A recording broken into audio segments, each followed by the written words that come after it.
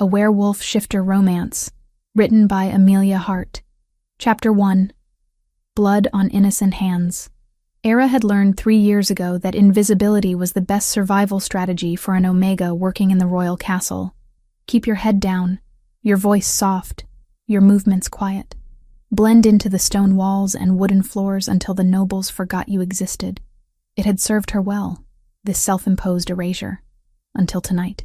The corridors of the castle's servant quarters were dim, lit only by scattered torches that cast dancing shadows on ancient stone. Era carried a small basket of dried herbs, feverfew, chamomile, willow bark, requested by Beta Jasper for what he'd described as a persistent fever. She'd been surprised when the request came directly to her.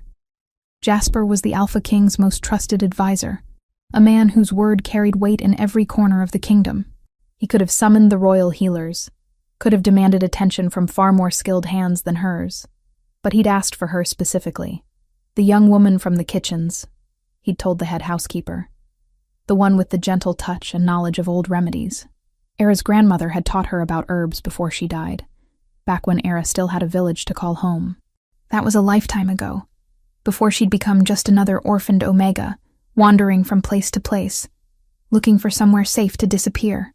She reached Jasper's door and knocked softly. No answer. A thread of unease wound through her chest, her wolf instincts prickling with something she couldn't quite name. She knocked again, harder this time. "Beta Jasper? I brought the herbs you requested." Still nothing. The door was slightly ajar. Era pushed it open slowly, and the smell hit her immediately. Copper and iron, thick and overwhelming. Blood. Fresh blood. Her basket fell from nerveless fingers, herbs scattering across the threshold. Jasper lay on the floor in a spreading pool of crimson, his tunic soaked through, multiple stab wounds visible even in the low light.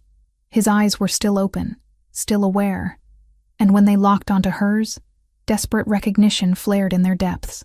Era dropped to her knees beside him, hands hovering uselessly over the wounds. Too many. Too deep. She pressed her palms against the worst of them, trying to stem the flow, but blood welled between her fingers, hot and relentless. "Beta Jasper, hold on. I'll get help. His hand shot out and grabbed her wrist with surprising strength for a dying man. His lips moved, words coming out in broken gasps. "Bloodline. Of the moon." He coughed, and blood flecked his lips. "You need to run. Before they discover what? Who did this to you?" But his grip was already weakening, his eyes losing focus. He tried to speak again, his mouth forming shapes she couldn't quite make out. Something about hiding, about danger, about bloodlines that should have stayed buried. Then his hand fell away, and the light left his eyes completely. Era sat frozen, her hands covered in his blood, her mind struggling to process what had just happened. She needed to call for help, needed to find the guards, The door slammed open behind her. 4 guards poured into the room, weapons drawn, and the scene they found was damning in its simplicity. The Beta Jasper, murdered in his own chambers. Era, kneeling over his body, her hands and dress soaked in his blood. "Step away from him." The lead guard's voice cracked through the air. I found him this way. I was trying to help." "Step away now!" Era raised her blood-slicked hands in surrender, scrambling backward. One of the younger guards circled around her position, and his sharp inhale made her stomach drop. "Captain, there's a knife here, under her apron." No. That was impossible. She hadn't. The guard held up a blade, its edge wet with blood. It must have been kicked under her skirts during the chaos, planted there by whoever had actually committed this murder. "I've never seen that before," Era said, her voice shaking. "Someone else was here. They must have..." "Seize her." Rough hands grabbed her arms, wrenching them behind her back. Iron manacles clicked around her wrists, the cold metal biting into her skin. Era tried to explain, tried to make them understand, but the words tangled in her throat as panic clawed its way up her spine. They dragged her from the room, her feet stumbling over the threshold, leaving bloody footprints on the stone floor. Other servants had gathered in the hallway, their faces a mixture of shock and horror. Era saw Cook Margaret's hand fly to her mouth, saw young Thomas's eyes go wide with disbelief. "I didn't do this," Era called out to them, desperate for someone, anyone, to believe her. "I found him dying. I tried to help." "Save your lies for the interrogators," the captain said coldly. The dungeon was everything nightmares were made of. Damp stone walls that wept moisture, the smell of old fear and older suffering, darkness so complete it pressed against her eyes. They threw her into a cell and locked the heavy door, the sound of the bolt sliding home echoing in the silence. Era curled up on the thin layer of filthy straw that covered the floor, her blood-stained hands trembling. This couldn't be happening.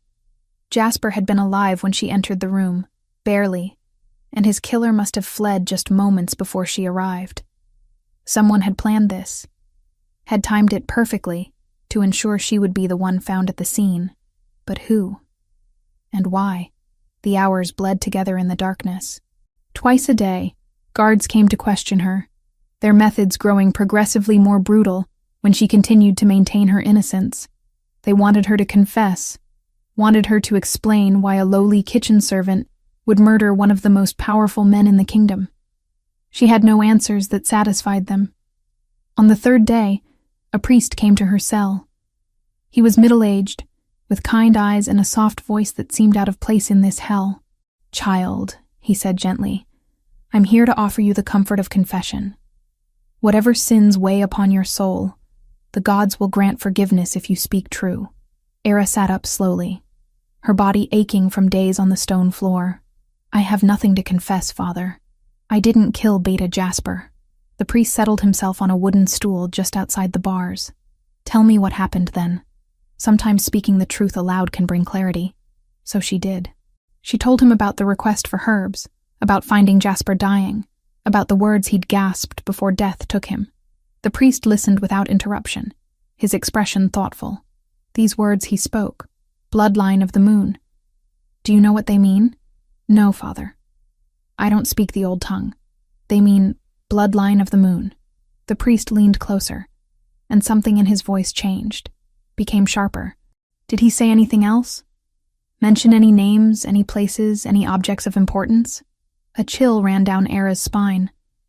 There was something wrong about his intensity, about the way his eyes had gone cold and calculating despite the gentle tone. "No," she lied instinctively. "He died before he could say more." The priest, or whoever he really was, studied her for a long moment. Then he smiled, and it didn't reach his eyes. "I believe you, child. I think you're exactly what you appear to be. A simple servant caught in circumstances beyond her understanding." He stood, brushing dust from his robes. "May the gods grant you peace in whatever comes next." He left without offering any actual comfort or prayer, and Era's unease crystallized into certainty. That man had been searching for something specific, probing to see if Jasper had shared secrets before dying. And her ignorance had just saved her life, at least temporarily. 2 days later, everything changed. The cell door opened, and the dungeon master appeared with 2 guards. "You're to be prepared for execution," he announced without preamble. "The Alpha King has returned from his northern campaign and ordered judgment be carried out." Era's blood turned to ice. "When?" "Within the week. But there's been a change. The king's brother, Lord Cyrus, has argued that waiting risks allowing your conspirators time to attempt rescue. The execution has been moved to 3 days hence, under the full moon. 3 days. She had 3 days left to live. They dragged her to a washing room, where rough hands scrubbed the worst of the filth from her skin and hair. They gave her a clean shift to wear, white linen, the traditional garment for those about to face the headsman's blade. Then they returned her to the cell to wait for death. Era spent those 3 days in a haze of disbelief and terror. She'd had a hard life, yes, but she'd never imagined it would end this way. Executed for a crime she didn't commit, with no one to speak for her, no one to mourn her passing. On the final night, she barely slept.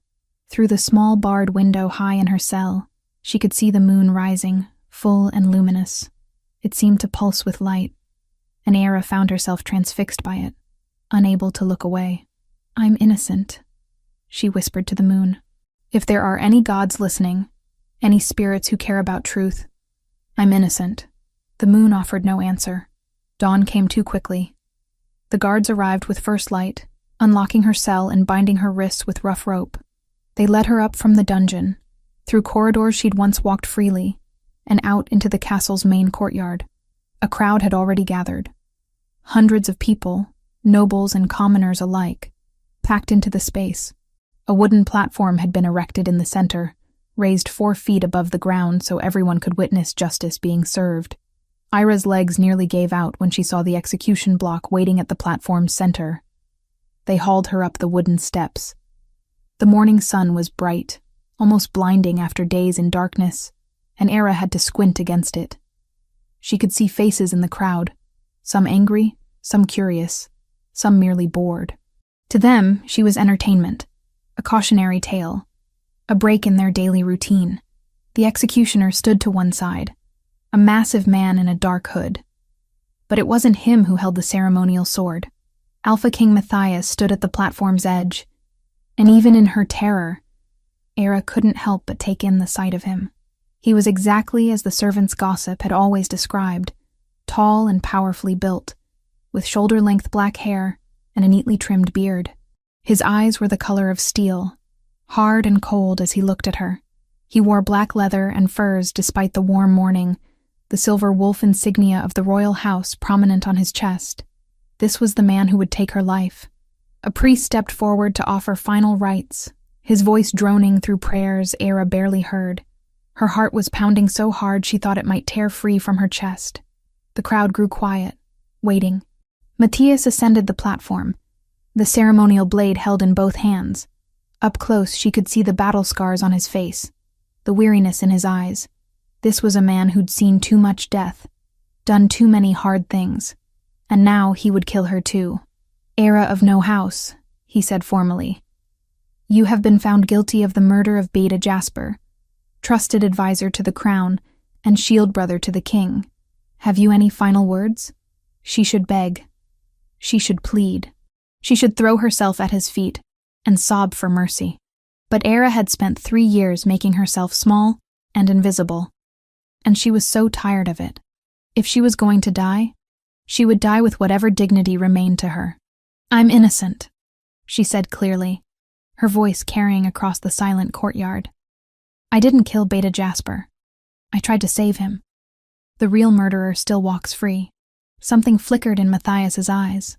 Surprise, perhaps, at her composure, or maybe just impatience to be done with this unpleasant duty. Kneel, he commanded. Era knelt, her bound hands clasped before her. From this angle, she could see a figure standing at the back of the crowd. A man with wavy brown hair and an expensive velvet doublet. He was watching intently, and when their eyes met for just a moment, he smiled. The false priest. Lord Cyrus. Understanding crashed over her like a wave. He'd planned this. All of it. The timing, the evidence, the execution date. But why? She didn't have time to puzzle it out. Matthias raised the blade, and Era closed her eyes, waiting for the blow. And then the moon, still visible in the bright morning sky, broke through the clouds. Chapter 2. Moonlight's revelation. The moonlight struck Era's upturned face like a physical blow. It shouldn't have been possible. The moon was barely visible in the bright morning sky, a pale ghost against the blue. But in that moment, it blazed with sudden intensity, sending a beam of silver-white light directly onto the execution platform. The light touched Era's skin, and everything changed. Heat flooded through her body, starting at her face and spreading outward in waves. Not painful, exactly, but overwhelming, as if something dormant deep within her cells had suddenly awakened and was fighting its way to the surface. She gasped, her eyes flying open, and the crowd's hostile faces blurred into meaningless shapes. Her skin began to glow. It started as a faint shimmer, barely visible in the morning sun. But within seconds, the glow intensified, silver blue light emanating from her face, her neck, her exposed arms. And then the markings appeared. They materialized across her skin like ink bleeding through parchment. Intricate tribal patterns that curved along her cheekbones, spiraled across her forehead, traced down her temples. ancient symbols that looked like a language long forgotten, each line precise and deliberate, as if carved by an invisible hand. The markings continued down her neck, disappearing beneath the collar of her white shift, and wound around her arms in elegant spirals that pulsed with ethereal light. The crowd's angry murmur died instantly, replaced by shocked silence. Era couldn't see what was happening to her own body, but she could feel it. Power thrumming through her veins, her wolf stirring for the first time in her life with a strength that stole her breath. She'd always been weak as shifters went, barely able to sense her wolf's presence. But now it rose within her, ancient and wild, and utterly foreign. The markings burned brighter, and the symbols seemed to move on her skin, rearranging themselves in patterns that hurt to look at directly. Matthias stood frozen, the ceremonial blade still raised above his head, his steel-gray eyes wide with shock. Era met his gaze, and for a moment, the world narrowed to just the two of them. Something passed between them. Recognition, though of what? Neither could have said. His wolf, she realized dimly, was responding to hers. She could feel it. A presence pressing against her awareness. Curious and wary and inexplicably drawn. Then the intensity of the transformation crested, and Ira's vision went white. The sword fell from Matthias's hands, hitting the wooden platform with a ringing clang that echoed across the courtyard. The sound broke the spell of silence, and chaos erupted. People in the crowd were shouting, pointing, some dropping to their knees. Era swayed where she knelt, her bound hands useless to catch herself as darkness crowded the edges of her vision. The last thing she saw before consciousness fled was Matthias reaching for her, his face transformed from executioner's cold determination to something else entirely. Wonder, maybe, or fear. She collapsed onto the platform, and the world went dark. Matthias caught her before her head could strike the wood. His hands, the same hands that had been about to end her life, cradled her with unexpected gentleness as he lowered her unconscious form to the platform. The markings were still visible on her skin, though they'd stopped glowing quite so brightly. In the full light of morning, they were unmistakable.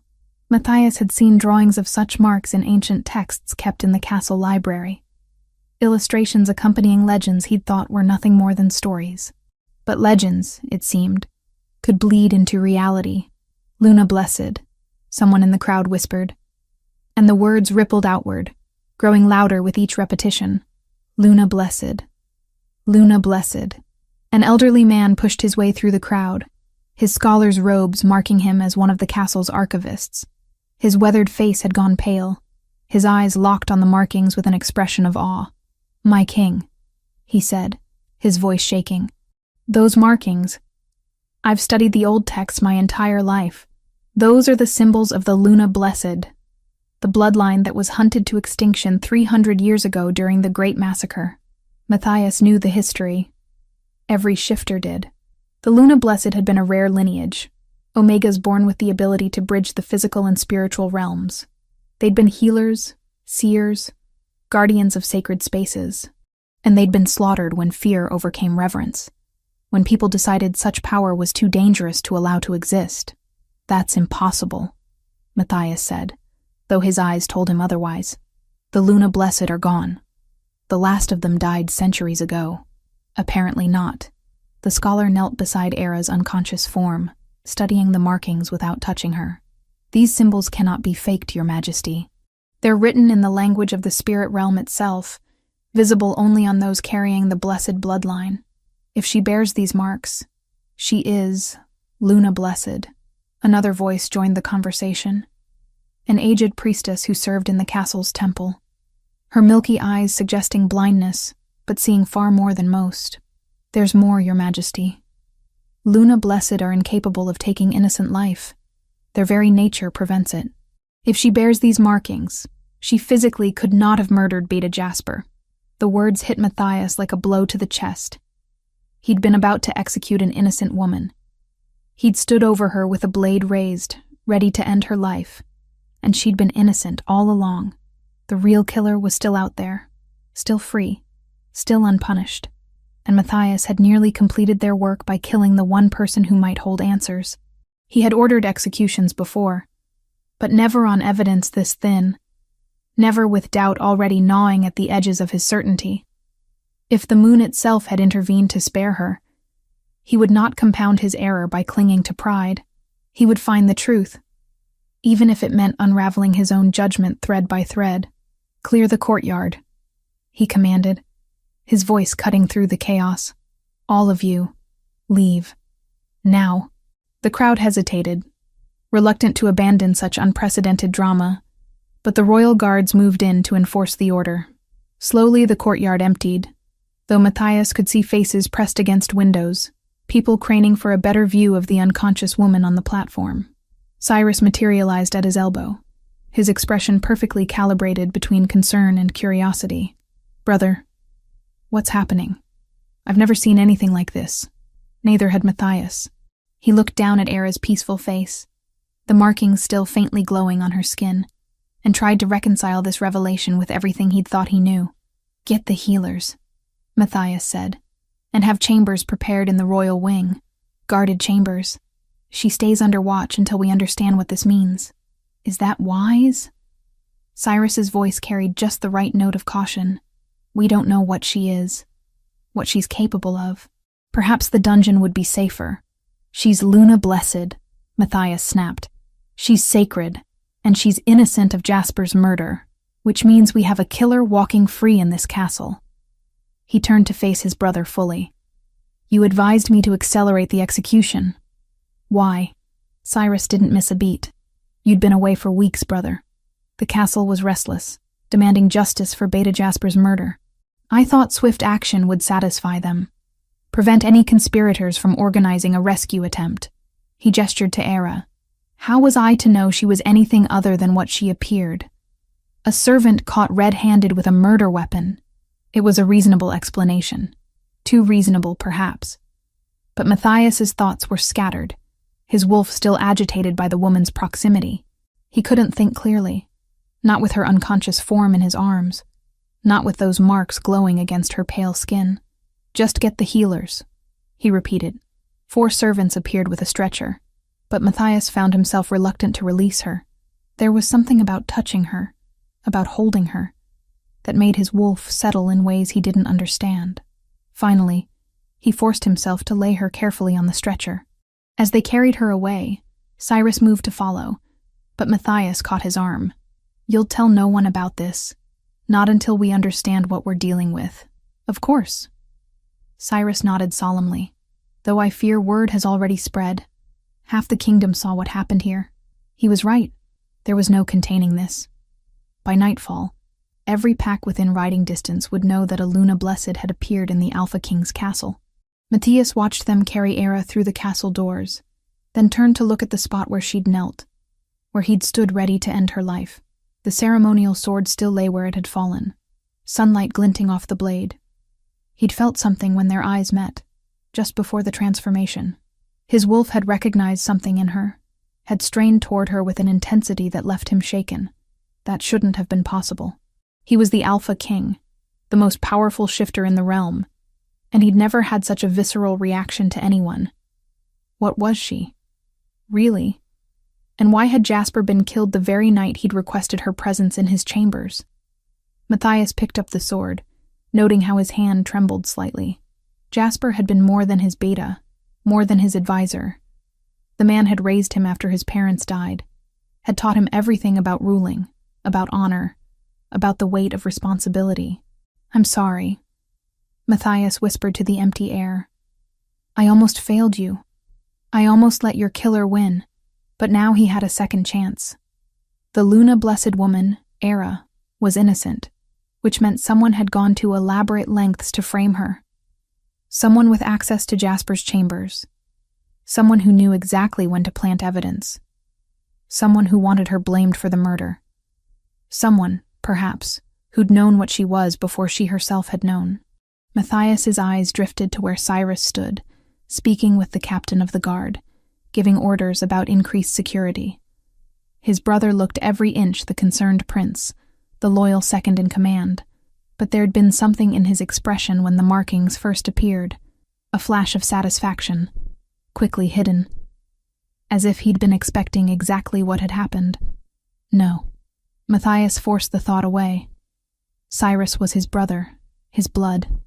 They'd fought side by side, had built this kingdom together after their parents' deaths. Suspecting him of Jasper's murder was madness born of grief and shock. Still, he would watch. He would be careful. He would trust no one until he knew the truth. In the castle's royal wing, healers fussed over Ira's unconscious form, checking her vital signs and murmuring to each other about the unprecedented nature of her condition. Lady Genevieve, the senior healer, shooed the others out after a few minutes, preferring to work alone. She studied the markings in silence, her weathered hands hovering above Ira's skin without quite touching. After a long moment, a single tear rolled down her cheek. "Hello, child," she whispered. "I've waited so long to find another. So very long." Genevieve's own hands bore scars, old burn marks that wrapped around her wrists and forearms, scars from silver chains, from a time when being Luna-blessed meant death. She'd hidden for 50 years, had buried her nature so deep that even she sometimes forgot what she'd once been. But she remembered now. Oh, she remembered. The girl on the bed was unconscious, lost in whatever visions the awakening brought. Genevieve knew that journey well. When her own markings had appeared, before she'd burned them away with silver and will and desperate fear, she'd experienced visions of the moon goddess herself, of ancient wolves that walked between worlds, of power that sang in her blood. This girl would wake changed, would wake powerful, would wake dangerous, and whoever had orchestrated Jasper's death would come for her. Genevieve was certain of it. "Rest now," she murmured, pulling a blanket over Ira's glowing form. "Rest while you can. The storm is only beginning." Chapter 3. Awakening. Truths. Ira opened her eyes to unfamiliar luxury. Silk sheets, a canopy bed with velvet curtains, sunlight streaming through tall windows that looked out over gardens she'd only ever seen from a distance, while carrying buckets of kitchen scraps to the compost heaps. For a confused moment, she thought she was dreaming, that she was still in her cramped servants' quarters imagining what the lives of nobles must be. Then memory crashed back, and she sat up too quickly. The execution, the moonlight, the burning sensation as something ancient and powerful had torn its way through her skin, the silver-blue markings that had appeared on her body, glowing with otherworldly light, the shocked faces of the crowd, Alpha King Matthias dropping his sword. And then nothing. Darkness. Ira looked down at her arms, half expecting the markings to have vanished, to have been nothing more than a fever dream conjured by terror. But they were still there, etched into her skin in intricate patterns that seemed to shimmer even in ordinary daylight. The symbols curved along her forearms, spiraled around her wrists, continued up past the sleeves of the clean white nightgown someone had dressed her in. She touched one of the markings hesitantly. The skin felt normal, not raised or scarred, but warm, as if something beneath the surface was generating heat. "You're awake." Ira's head snapped toward the door. Alpha King Matthias stood in the doorway, and despite everything, her first instinct was to scramble out of bed and drop into a servant's bow. She made it halfway before her legs gave out, weak from 3 days of unconsciousness. Matthias crossed the room in 3 long strides and caught her before she could fall. His hands on her arm sent a jolt through her system. Not painful, but intense. Her wolf surged toward the surface, responding to his presence with an eagerness that left her breathless. He steadied her, then stepped back quickly, as if the contact had affected him too. "Sit," he said, his voice gruff. "You've been unconscious for 3 days. Your body needs time to recover." 3 days. Ira sank back onto the bed, her mind reeling. "Where am I?" "The royal wing. You're under guard for your own protection." Matthias pulled a chair away from the wall and sat, maintaining careful distance. "I need you to answer some questions." Of course. She was still a suspect, still someone who'd been found with a murdered man's blood on her hands.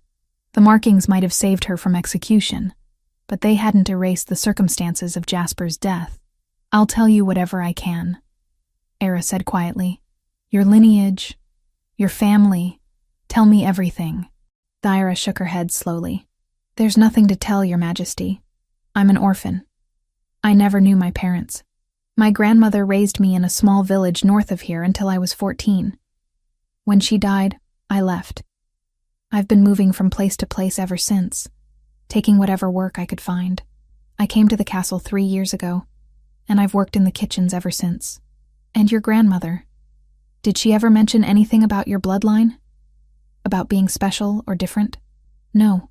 She was a healer, knew herbs and remedies. She taught me what she knew, but she never said anything about— Era gestured helplessly at the markings on her arms. About this. Matthias studied her face as if trying to determine whether she was lying. Era met his gaze steadily. She had nothing to hide, no secrets about her past, because her past was exactly as empty as she'd described. After a long moment, he stood and moved to the door.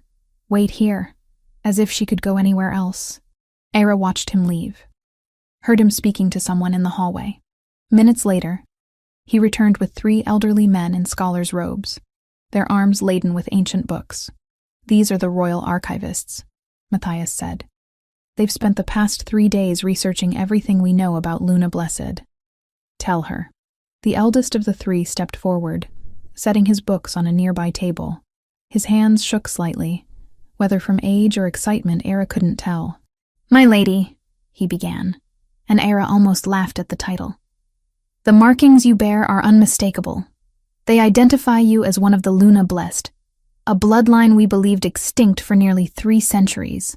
But what does that mean? Era asked. What am I? The scholar opened one of his books, revealing an illustration of a woman covered in markings identical to Era's. Luna Blessed are not simply Omegas, though that's the rank they hold within pack hierarchy. They're something older, something that existed before the modern pack system. They're bridges between our physical world and the spiritual realm. Healers, seers, guardians of sacred spaces. Another scholar chimed in, his voice trembling with academic fervor. The texts describe abilities that seem impossible. Sensing truth from lies, healing wounds that should be fatal, finding places hidden by ancient magic. They were revered as gifts from the moon goddess herself. Were, Era repeated, catching the past tense. What happened to them? The third scholar's expression darkened. Fear. 300 years ago, during a period of political upheaval, someone started a rumor that Luna Blessed were using their powers to manipulate pack leaders, to control bloodlines, to subvert the natural order. What started as whispers became accusations, became persecution, became massacre.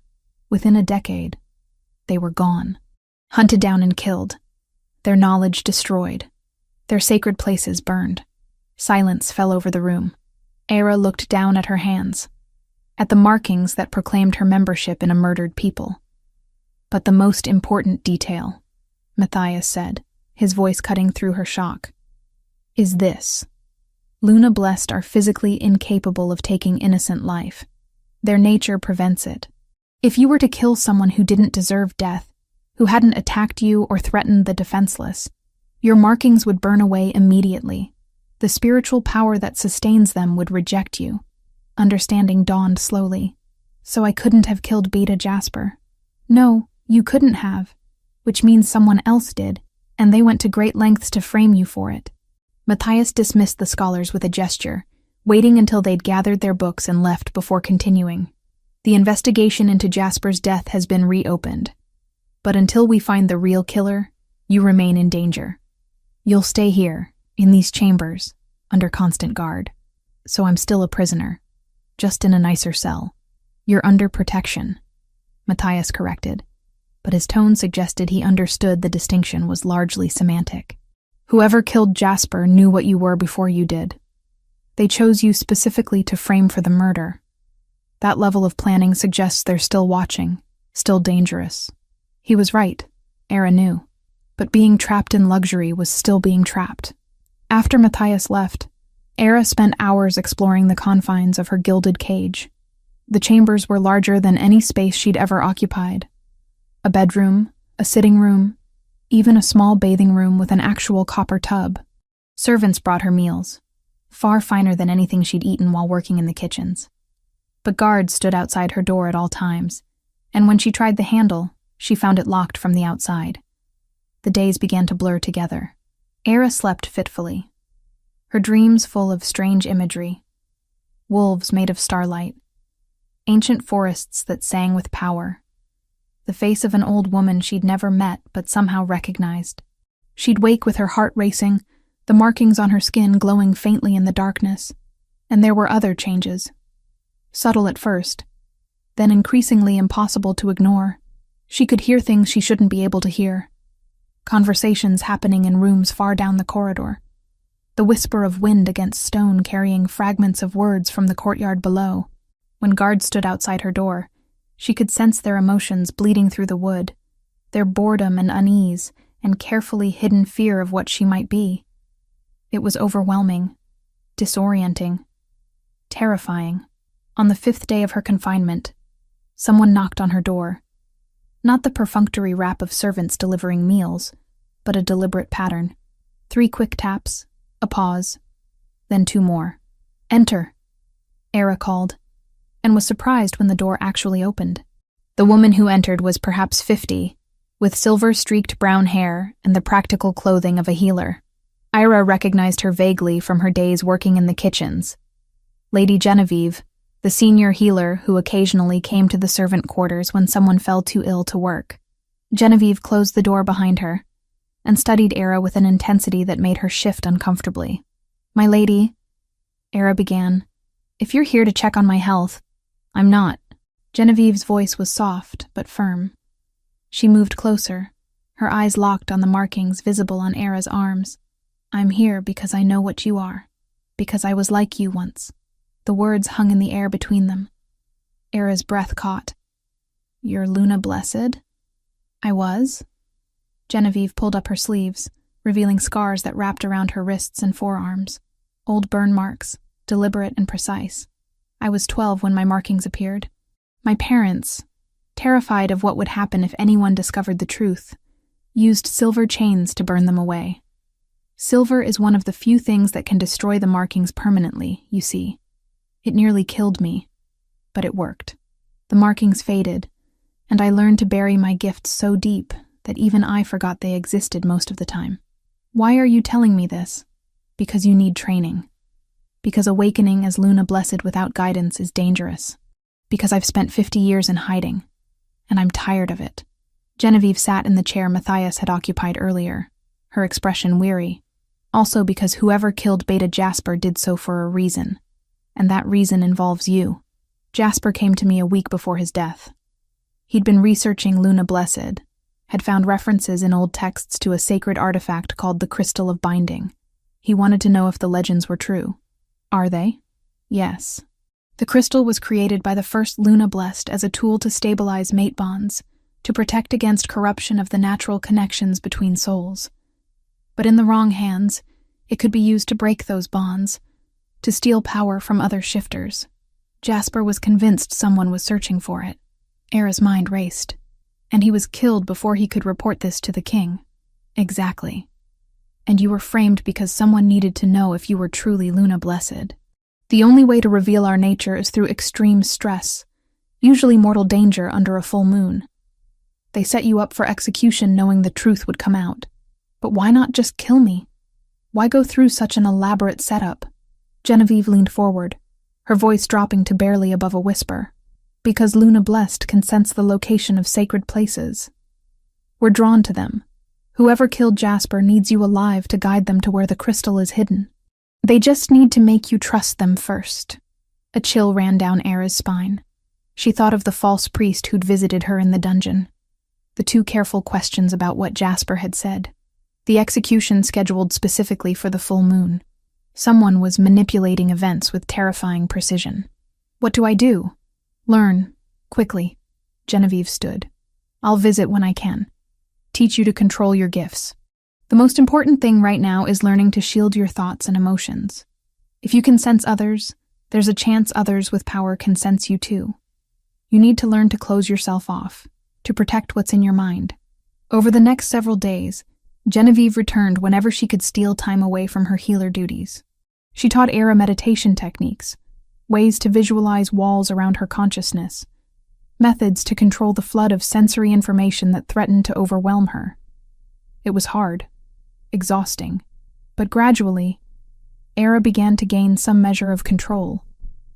She learned to dampen the constant awareness of others' emotions, to filter out the background noise of wind-whispered conversations. She learned to make her own thoughts smooth and opaque, so anyone trying to read her would find nothing but calm surface. And she learned about what she was, about the history Genevieve remembered, passed down through her family before fear had forced them into hiding, about Luna Blessed, who'd served as advisors to great leaders, who'd healed plagues, who'd found well springs of clean water during droughts by sensing the sacred pulse of the earth. "We weren't meant to hide," Genevieve said during one lesson. "We were meant to serve, to protect, to heal. But fear turned us into prey." Era understood. She'd spent 3 years making herself invisible, small, forgettable, and now she wore marks that made invisibility impossible. On the 8th day of her confinement, Matthias returned. He looked tired, frustrated, and when he sat down across from her, Era noticed dark circles under his eyes. "The investigation has turned up nothing useful," he said without preamble. "No witnesses, no physical evidence beyond the planted knife. Whoever killed Jasper covered their tracks perfectly. Or they're powerful enough that people are afraid to speak," Era suggested quietly. Matthias's jaw tightened, but he didn't disagree. "I wanted you to know. You're no longer under suspicion. Officially, the charges have been dropped. But I'm still not free to leave. For your own safety." Era nodded, unsurprised. She was valuable now, a rare artifact that needed protecting. Whether that protection was for her benefit or someone else's remained to be seen. After he left, she stood at the window, looking out over the castle grounds. Somewhere out there, a killer walked free. Someone who'd murdered a good man, who'd tried to have her executed, who apparently needed her for something involving an ancient and dangerous artifact.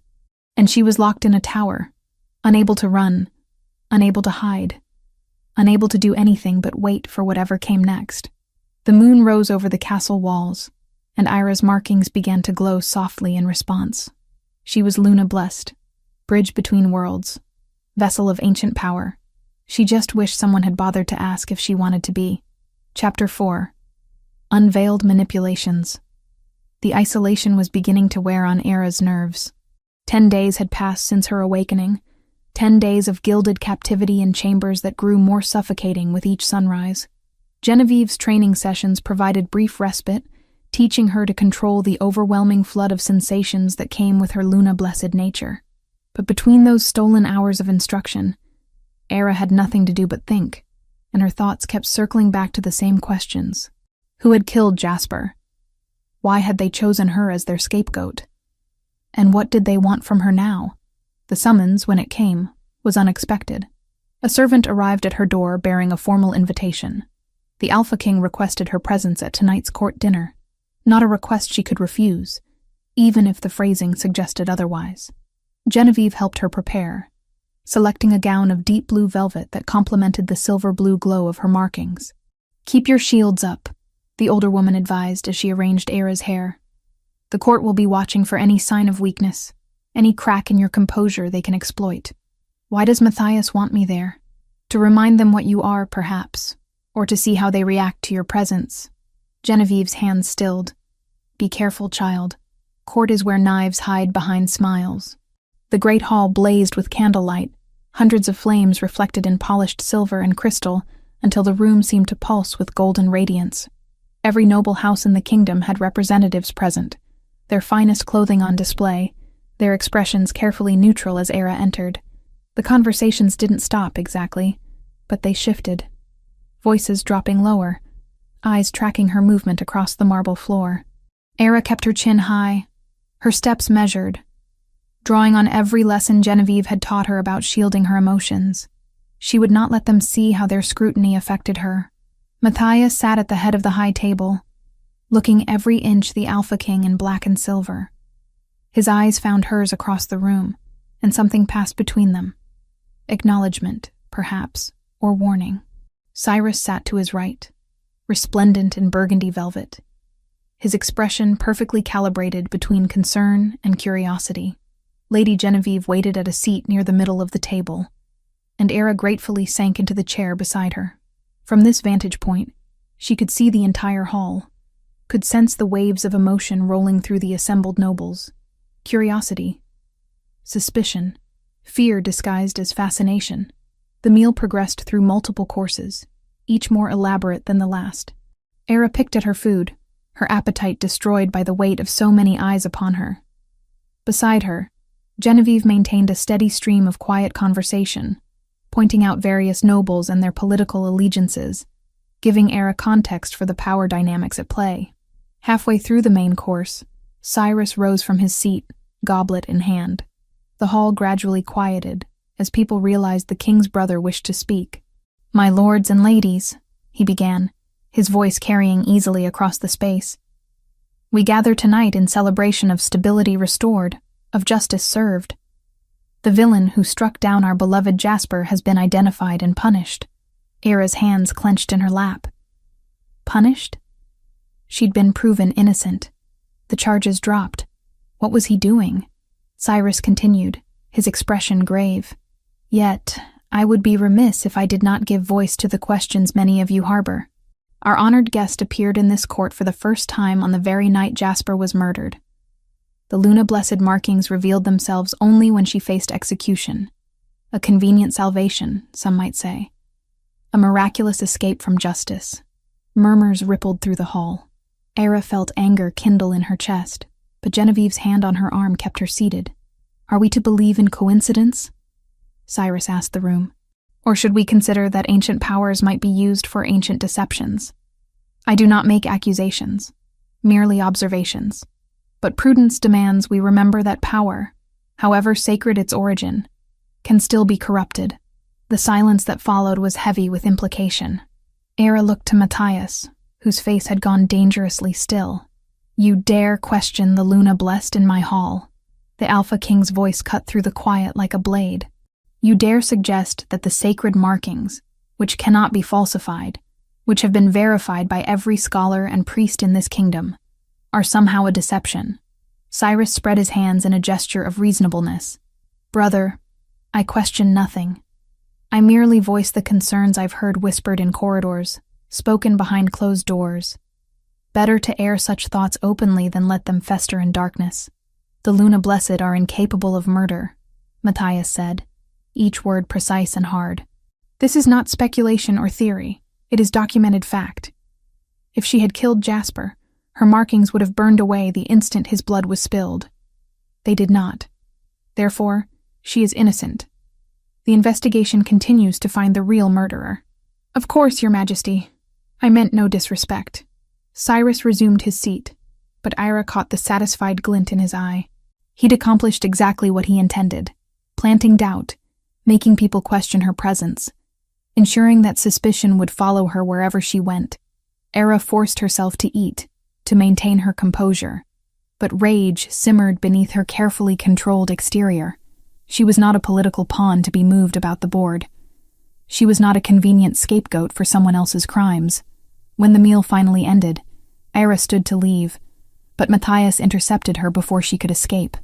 "Walk with me," he said quietly, offering his arm. They walked through corridors lit by moonlight streaming through tall windows, guards trailing at a discreet distance. Matthias said nothing until they'd put significant space between themselves and the court. "Cyrus plays a dangerous game," he finally said. "He's trying to turn your people against me, against you, for protecting me." Era glanced at the Alpha King's profile, noting the tension in his jaw. "Why?" "That's what I intend to discover." Matthias stopped before a heavy oak door. "I need to show you something. But what I'm about to share cannot leave this room." He opened the door to reveal a study lined with books and maps. On the desk lay several documents, letters with broken seals, pages covered in unfamiliar handwriting. "These were found hidden in your old quarters," Matthias explained. "Letters supposedly proving you were part of a conspiracy to assassinate the royal family." Era's blood ran cold. "I never wrote those. I've never seen them before." "I know." Matthias picked up one of the letters, studying it. "The forgery is clumsy, the handwriting inconsistent. The language is wrong, too formal. too educated for someone who spent 3 years working in the kitchens. And most damning of all, they were discovered too easily, as if someone wanted them found, someone trying to keep suspicion on me, or someone trying to distract from themselves. Matthias set the letter down and turned to face her fully. You've already been proven incapable of murder. Any rational person examining these letters would immediately recognize them as false, which means whoever planted them either doesn't understand how Luna-blessed nature works, or they don't care about being believed. They just want to muddy the waters, make people doubt, create chaos. Era's mind raced. They need me alive for something, but they also need to control how others perceive me. Exactly. Matthias ran a hand through his dark hair, frustration evident in every line of his body. Someone is playing both sides of this game, keeping you alive but discredited, protected but imprisoned. They want you accessible but powerless. Era moved to the window, looking out over the moonlit gardens. Her markings began to glow faintly in response to the lunar light, and she felt that now familiar surge of power running through her veins.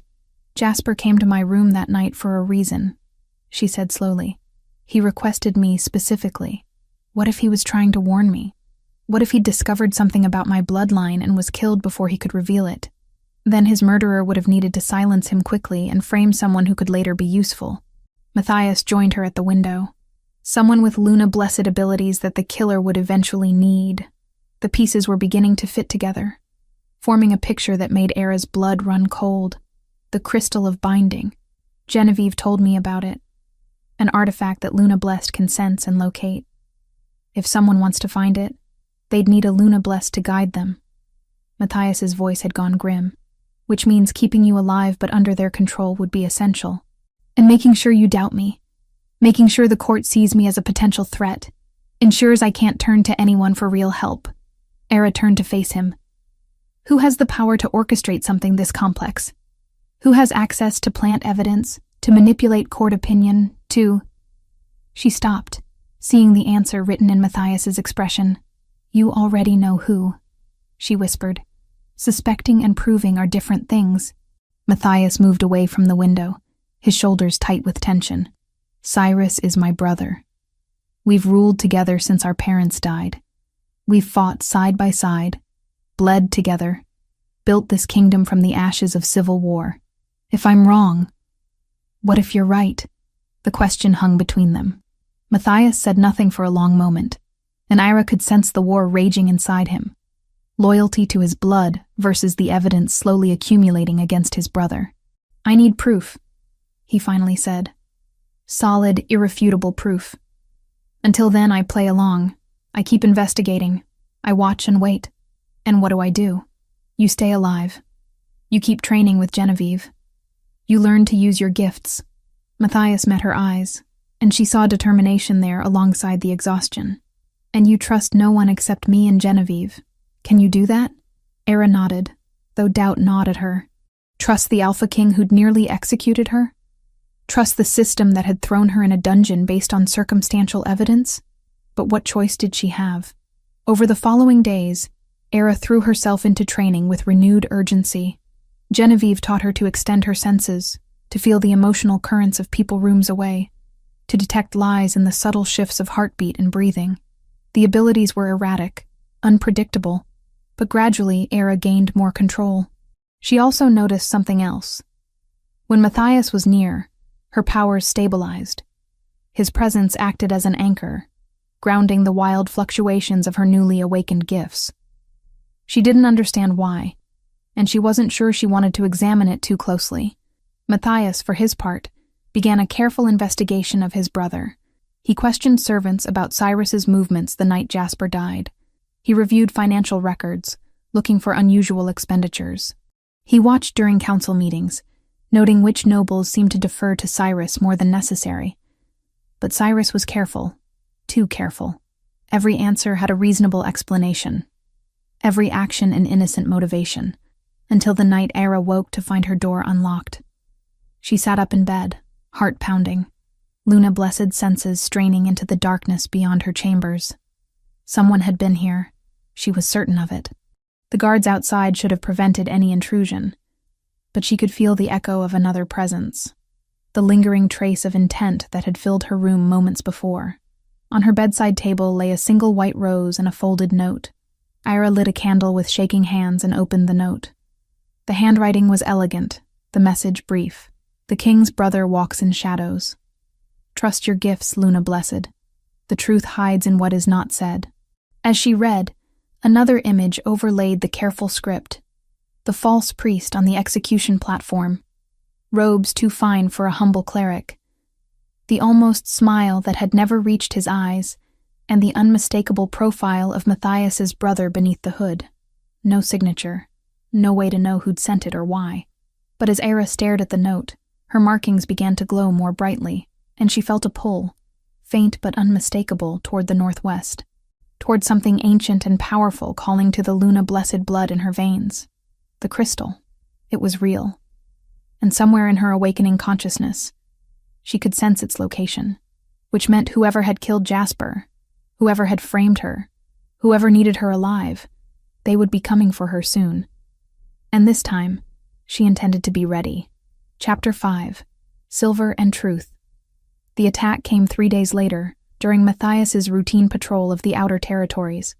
Era was in her chambers when the warning bells rang. Deep, resonant tolls that sent ice through her veins. She rushed to the window and saw guards mobilizing below, horses being saddled in frantic haste, soldiers arming themselves with grim efficiency. Genevieve burst through the door moments later, her face pale. The Alpha King's patrol was ambushed. He's been brought back wounded. They're saying it was rebels from the Eastern Territories. How bad? Era's heart was already racing, her Luna Blessed instinct screaming that something was wrong with this entire situation. Bad. Silver poisoning in the wounds. The healers can't stop it. The toxin is spreading too fast. Genevieve grabbed Era's arm. They're asking for you. Your healing abilities may be the only thing that can save him. They ran through corridors that seemed to stretch endlessly, Genevieve's hand tight around Era's wrist. The castle had erupted into controlled chaos. Servants rushing with boiled water and bandages, guards standing at attention with weapons drawn, nobles clustering in doorways whispering frantically. Era's mind spun with questions. Silver poisoning was rare, the metal difficult to obtain in quantities large enough to coat weapons. Rebels would need resources, connections, advanced knowledge of patrol routes. It spoke of planning, of inside information, of betrayal. They reached the king's chambers to find them packed with people. Healers hovering over the bed, council members arguing about response strategies, guards blocking the doorway. Cyrus stood at the bedside, his face a mask of anguished concern, barking orders at anyone within earshot. Let her through. Genevieve's voice cut through the noise with unexpected authority. The Luna Blessed may be his only chance. The crowd parted reluctantly. Era pushed forward until she could see Matthias on the bed, and her breath caught. He looked like death had already claimed half of him. His skin was ashen, sweat beading on his forehead despite the coldness of his flesh. Dark veins spread from multiple wounds across his torso and arms, the unmistakable mark of silver poisoning working its way through a shifter's system.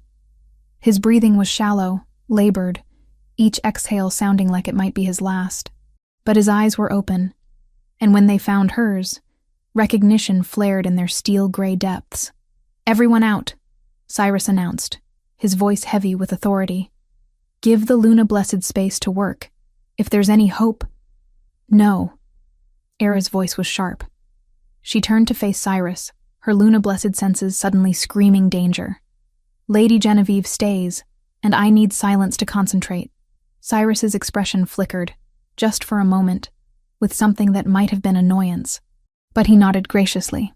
Of course. Whatever you need. We'll wait outside. The room emptied slowly, nobles and guards filing out with backward glances. Era watched Cyrus leave last, noting how his eyes lingered on Matthias's prone form, how his hand rested briefly on the doorframe as if anchoring himself. The moment the door closed, Genevieve moved to lock it. What are you? He set this up. Genevieve's voice was barely above a whisper. Cyrus orchestrated this attack. I'd stake my life on it. How do you know? Because silver poisoning of this severity requires specific knowledge of shifter physiology. The placement of these wounds is too precise. They're designed to spread the toxin rapidly while avoiding immediately fatal damage. Whoever did this wanted Matthias brought back alive, but dying. They wanted time for something. Era looked down at Matthias, whose eyes had closed, his breathing growing more erratic. Time for what? For you to save him. For you to create a bond. Genevieve moved to the bedside, her expression grim. Luna-blessed healing at this level requires deep spiritual connection. You'll have to open yourself completely to save him. Mind, soul, the innermost parts of your consciousness. And when you do, if there's any natural compatibility between you, a mate bond could begin to form. I don't understand. Cyrus needs you compliant, Era. What better way to ensure your cooperation than to tie you to the king, to make you care about Matthias's survival, to give him leverage over you through that bond? Genevieve's hands were shaking. But it also means if you don't act now, Matthias dies. It's an impossible choice. Era stared at the older woman, her mind racing. Save Matthias and potentially trap herself in a bond that could be exploited, or refuse and let him die? It wasn't a choice at all. Tell me what to do. Genevieve guided her through the process. Hands placed over the worst wounds, breath synchronized with Matthias's failing rhythm. Consciousness extended until Era could feel the poison burning through his system like liquid fire. Her markings blazed to life, silver blue light flooding the room. The pain hit her like a physical blow. She'd expected discomfort, perhaps some sympathetic ache, but this was agony beyond anything she'd imagined. Every burning pathway the silver had carved through Matthias's body, she felt in her own. Every dying cell, every shutting down system. Every moment his wolf struggled to heal only to be beaten back by the relentless toxin. Era gasped, tears streaming down her face, but she didn't pull away. Instead, she poured power into him. Luna-blessed healing that flowed like golden light through her hands, seeking out the silver and neutralizing it molecule by molecule. It was exhausting work. The poison fought back, seemed almost alive in its determination to kill, but Era was stubborn, and desperation gave her strength she didn't know she possessed. She tracked the silver through Matthias's veins, burning it away with pure spiritual energy, watching as the dark lines began to fade from his skin. And then something else happened. Matthias's consciousness rose to meet hers. She felt him there, in the space between waking and dying, felt his surprise at her presence. Their minds touched, and suddenly Era was drowning in memories that weren't her own. She saw Matthias as a boy, watching his parents die in a territorial war. Saw him and Cyrus clinging to each other in the aftermath, two orphaned princes trying to hold a kingdom together. Saw years of battles, of hard decisions, of shouldering responsibilities that would have broken most men. Saw loneliness deeper than oceans, the isolation of power, the weight of a crown that allowed no weakness. And she saw herself through his eyes, not as she'd feared, not as a political problem or a dangerous unknown, but as someone who'd endured her own trials with quiet dignity, someone whose strength came not from power, but from surviving, when survival should have been impossible. The connection deepened, and Ira realized with dawning shock that Genevieve had been right. There was compatibility here, natural and undeniable. Their wolves recognized each other in ways that transcended logic or choice. If she continued, if she completed this healing, a bond would form, fated mate, the rarest and strongest connection two shifters could share. Matthias felt her hesitation, even in his semi-conscious state. He understood what was happening. Don't. His voice whispered through their connection, rough with pain. Don't sacrifice yourself for me. Too late, Era thought back, pouring more healing energy into the last pockets of silver poison. I'm already in too deep to stop. Era, shut up and let me save you. The final traces of silver burned away under the assault of her power. Matthias's wounds began to close, flesh knitting together with supernatural speed. His breathing steadied, color returning to his ashen skin. The dark veins faded completely, leaving only faint scars that would disappear within days. And through it all, that connection between them strengthened, solidified, became something permanent and profound. When Era finally pulled her hands away, she was shaking with exhaustion. Her markings still glowed faintly, but the light was dimmer now, as if she'd poured most of her reserves into the healing. She swayed where she sat, and Genevieve caught her before she could collapse. "Easy, child. You've done more than should be possible." Matthias's eyes opened.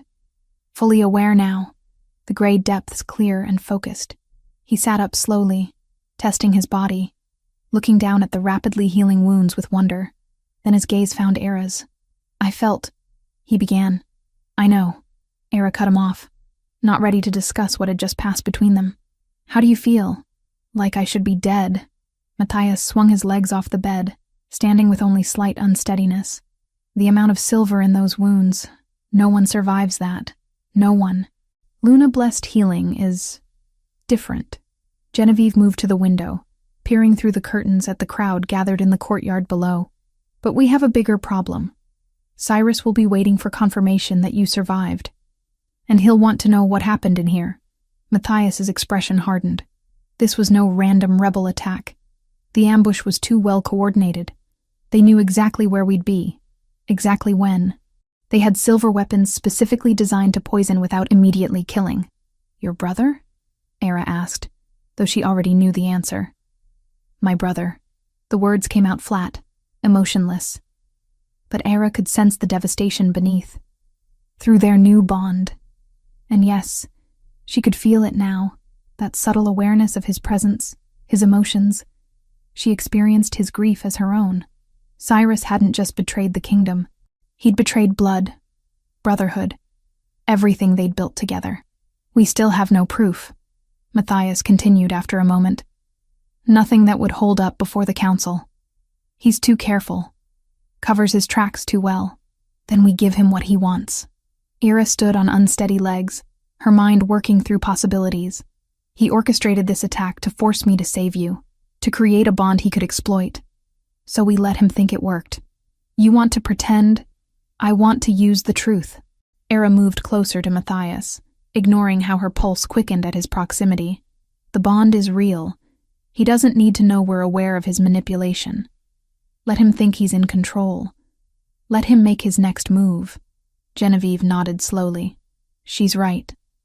If Cyrus believes you're both grateful for his support during this crisis, if he thinks Ira is emotionally compromised by the mate bond, and therefore easier to manipulate, he'll accelerate whatever plan he has for the crystal." Matthias finished the thought, his expression grim. "He'll try to move Ira out of the castle, somewhere remote where he can control the situation completely." A knock at the door made them all freeze. Cyrus's voice came through the wood, carefully modulated concern evident in every syllable. "Brother? Is everything all right? May we enter?" Matthias and Ira exchanged a look. Through the bond, she felt his determination, his rage carefully controlled beneath a mask of grateful relief. She gave a tiny nod. "Enter," Matthias called. The door opened to reveal Cyrus, followed by half the council and most of the castle's nobles. They crowded into the room, eyes wide as they took in the scene. Matthias standing, clearly recovered, the wounds on his torso already faded to pink scars. Era sitting nearby, exhausted but alive. "Gods be praised," Cyrus breathed, rushing forward to embrace his brother. "We feared the worst." The healers said the poison was beyond their skill, that nothing could be done. "But she saved you. The Luna Blessed saved you." Over Cyrus's shoulder, Matthias caught Era's eye. She saw the acting for what it was, the perfectly calculated display of brotherly love, the gratitude that rang hollow to anyone truly listening. "She did," Matthias agreed, extracting himself from the embrace. "I owe her my life. The kingdom owes her," Cyrus amended. He turned to Era, and for just a moment, she saw satisfaction in his eyes before he masked it. "My lady, you have our eternal gratitude. To think, if we'd executed you as planned." He shook his head as if the thought was too terrible to contemplate. "Fate works in mysterious ways." "Indeed it does." Era kept her voice soft, submissive, playing the role of exhausted healer grateful for acknowledgement. But through the bond, she felt Matthias's dark amusement at her performance. The council members pressed forward with questions, with praise, with political maneuvering disguised as concern. Through it all, Cyrus watched with that satisfied expression, barely hidden. He'd gotten what he wanted. The king saved by Luna blessed intervention. A bond potentially formed. Emotional leverage secured. He thought he'd won. But as Era caught Matthias's eye across the crowded room, as she felt the steady presence of their connection settling into something permanent, she realized they'd been given a weapon Cyrus hadn't counted on. The bond worked both ways, and through it, they would find the truth. Chapter 6. The Journey North. The announcement came 2 days after Matthias's recovery. Cyrus addressed the full council with grave concern etched into his features, speaking of continued threats from rebel forces and the need to protect their most valuable asset, the Luna Blessed. The attack on the king proves these rebels have resources and intelligence we underestimated, Cyrus said, his voice carrying across the council chamber. They knew our patrol routes, our timing, our vulnerabilities. If they learn of Lady Era's presence here, she becomes a target. We cannot risk losing the only Luna blessed to emerge in 3 centuries. Murmurs of agreement rippled through the assembled nobles. Era sat in the back of the chamber, Genevieve beside her, watching the performance with carefully hidden contempt. I propose we move Lady Era to Northwatch Fortress, Cyrus continued. It's remote, defensible, and far from the eastern territories where rebel activity concentrates. She'll be safe there while we root out this threat. Matthias, presiding over the council from his throne, appeared to consider the suggestion carefully. Through their bond, Era felt his cold fury, but his face showed only thoughtful concern.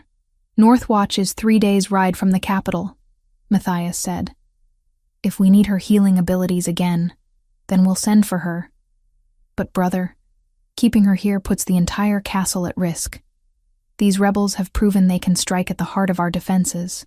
What if next time they target her directly? Cyrus spread his hands in a gesture of reasonableness.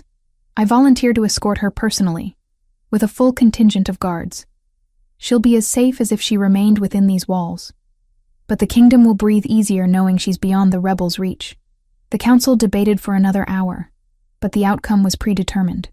By sunset, arrangements were being made for Era's transfer to Northwatch Fortress, northeast of the capital, in the direction she'd felt the crystal's pull.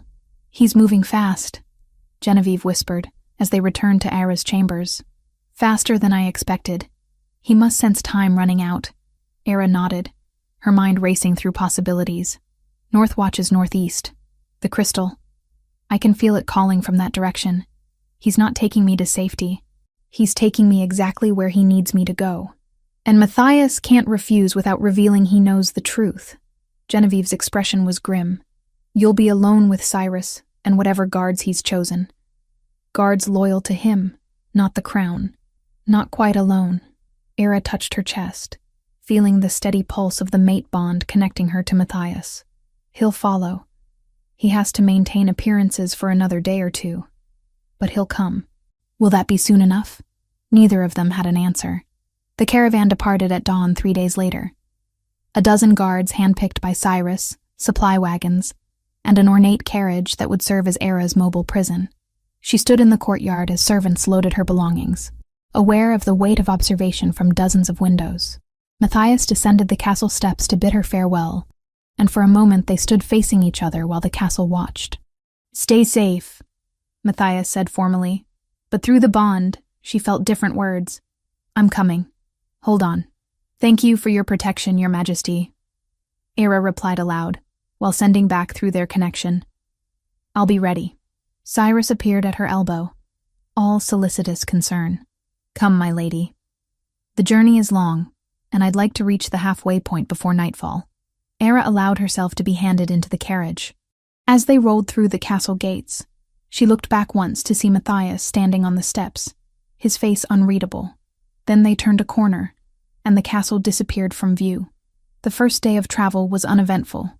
Cyrus rode alongside the carriage, occasionally checking on her comfort, playing the role of devoted protector with skill that would have been impressive if it weren't so calculating. Era maintained her facade of grateful compliance, speaking little, watching the landscape change from cultivated fields to wilder forests. Through the bond, she felt Matthias's presence like a compass point, distant but constant, growing gradually closer as he followed with his own contingent of loyal guards. They made camp that first night in a clearing beside a stream. Ira was given a tent separate from the guards, comfortable enough but clearly monitored. She lay awake long after the camp quieted, extending her Luna-blessed senses outward, mapping the positions of guards, noting which ones Cyrus spoke to in low voices, identifying the patterns of watch rotations. On the second day, the terrain grew more rugged. Hills rose around them, thick with pine and oak, the road narrowing to barely more than a cart track. Cyrus seemed increasingly energized, checking maps frequently, his earlier pretense of casual protection giving way to focused purpose. During a midday stop, he approached Era's carriage with an expression of studied casualness. "My lady, I wonder if I might ask you something. Have you felt anything unusual during our journey? Any sensations that might be related to your Luna-blessed nature?" Era kept her face carefully neutral. "Unusual how, my lord?" "I've read that your kind can sense sacred places, locations of power. I thought perhaps being so far from the city's distractions, you might notice such things more clearly." His eyes were sharp, watchful, despite the lightness of his tone. She'd been expecting this question. "I feel the natural world more strongly, yes. The forest has a certain vitality to it. But I'm still learning to interpret these sensations. Lady Genevieve was only beginning my training." Of course. Cyrus smiled, but Era caught the flash of frustration he couldn't quite hide. "Well, if you do notice anything particularly strong, please inform me. Such knowledge could be valuable for protecting future Luna-blessed who emerge," as if he cared about protecting anything except his own ambitions. That afternoon, they entered truly remote territory. The road became rougher, the forest pressing close on either side. Era felt the pull growing stronger. Northwest. Always northwest. A magnetic attraction she couldn't have ignored even if she'd wanted to. The crystal was close now, perhaps only miles away, and Cyrus knew it. She could see it in the tension of his shoulders, the frequency with which he checked the maps, the way he kept glancing at her carriage as if trying to read her thoughts through the wooden walls. They made camp earlier than usual that evening, in a clearing that seemed chosen for purposes beyond simple convenience. Era noted how it commanded views of the surrounding terrain, how easily it could be defended, or how easily someone could be trapped there. As twilight gathered, Cyrus requested her presence at the central fire. Era emerged from her tent to find most of the guards conspicuously absent, sent on various errands that left only 3 men, all wearing expressions of barely concealed hostility, standing watch. "Join me, please." Cyrus gestured to a seat across the fire from him. "I thought we might speak more candidly, away from the formality of court." Era sat, every sense alert, the bond with Matthias thrumming with warning in the back of her consciousness. He was still hours away, too far to help if the situation turned dangerous. "You're a fascinating woman, Lady Era," Cyrus began, his voice friendly, but his eyes cold. "Appearing from nowhere, bearing marks thought extinct, saying the king's life. Some might call it destiny. I call it circumstance, my lord." "Do you?" He leaned forward, firelight casting sharp shadows across his face. "Tell me, when Jasper died, what exactly did he say to you?" The question caught her off guard. Era forced herself to remain calm, to remember the lies she'd told in the dungeon when the false priest had questioned her. He spoke of the moon, of bloodlines, but his words were unclear, broken by pain. I couldn't understand most of it. Nothing about artifacts, about sacred places, about crystals. There it was. The real reason for this conversation. The truth he'd been circling since the journey began. Era met his gaze steadily. "He was dying, my lord. If he spoke of such things, I didn't comprehend them." Cyrus studied her for a long moment, and Era felt him trying to read her emotions, to detect any lie. But Genevieve's training held. Her shields remained solid, her surface thoughts carefully constructed to show nothing but confused innocence. Finally, Cyrus sat back with a smile that didn't reach his eyes. Of course. I apologize for pressing. These are troubling times, and I find myself suspicious of everything. He stood, brushing dust from his trousers. Rest well tonight, my lady. Tomorrow we reach Northwatch, and you'll be safe at last. Era returned to her tent, her heart pounding. Tomorrow. He planned to make his move tomorrow. Through the bond, she reached for Matthias, sending wordless warning, desperate hope that he was close enough to arrive in time. His response came back steady and certain. Tomorrow. Hold until tomorrow. She spent the night in restless vigilance, dozing only briefly before jerking awake at every sound. The forest around them seemed alive with threat. Shadows moving between trees, the rustle of leaves that might be wind, or might be something more sinister. Dawn came gray and cold, mist rising from the ground to cloak the camp in ghostly white. Era emerged from her tent to find Cyrus already mounted. The camp struck and packed with unusual speed. A slight change of plans, he announced, his pretense of courtesy finally dropping away. There's a site of historical significance nearby that I'd like to show you. A ruin from the time of the first Luna Blessed. I think you'll find it educational. Two of the guards moved to flank Era's carriage as it began to move, their hands resting casually on their weapons. She was no longer a guest being protected. She was a prisoner being transported. The carriage turned off the main road, onto a track barely visible through the undergrowth. Trees closed in overhead, blocking out the weak morning sun, turning the world into a tunnel of green shadow. Era felt the pull growing stronger with every passing moment. They were heading directly toward the crystal's location. After an hour of rough travel, the carriage stopped. Cyrus appeared at the door, no longer bothering to hide his cold calculation. We walk from here, he said. The ruins lie ahead through the forest. You'll guide us. I don't know the way, Era protested. Cyrus grabbed her arm, his grip bruising. Don't lie to me. I've spent 5 years researching Luna Blessed, studying everything Jasper discovered before I killed him. You can sense it. The crystal of binding. You've felt it pulling you since the moment we left the capital. Now you're going to take me to it, or I'll make you watch while I burn this entire forest and everyone in it. The mask was finally off. Era looked into his eyes and saw nothing but ambition and madness. A man who'd murdered his way toward power and would sacrifice anything to achieve his goals. Why do you want it? She asked, stalling for time. Because it's mine by right. Cyrus released her arm and stepped back, his hand moving to rest on his sword hilt. I've been the true power behind the throne for years. I've made the hard decisions, fought the real battles while Matthias played at being the noble king. The crystal will let me take what should have always been mine. I'll break his mate bonds, steal his strength, and rule as I was meant to. You can't use it, Era said, her voice steady despite her racing heart. Only Luna Blessed can touch the crystal. It will reject you. Then you'll use it for me. Or I'll find another way to make it work.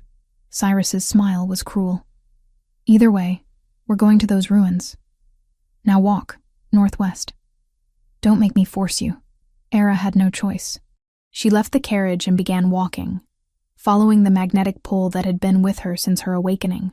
Cyrus followed close behind, with the 3 loyal guards forming a loose circle around them. Through the bond, she felt Matthias growing closer, felt his urgency and desperate determination. But would he arrive in time? The forest opened suddenly into ancient ruins. Stones worn smooth by centuries, archways that led nowhere, the remnants of what had once been a temple. And in the center, hidden by layers of magic that parted before Era's Luna Blessed presence, stood a sanctuary. The doors opened at her touch, responding to her bloodline.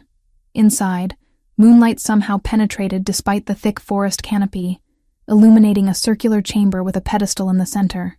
On that pedestal rested a crystal the size of a fist, pulsing with amethyst and silver light. Cyrus pushed past her into the sanctuary, his eyes locked on the crystal with naked hunger. Finally, after all these years, he reached for it, and the crystal's light flared violently, slamming him backward with a force that threw him across the chamber. He hit the wall hard, gasping in pain.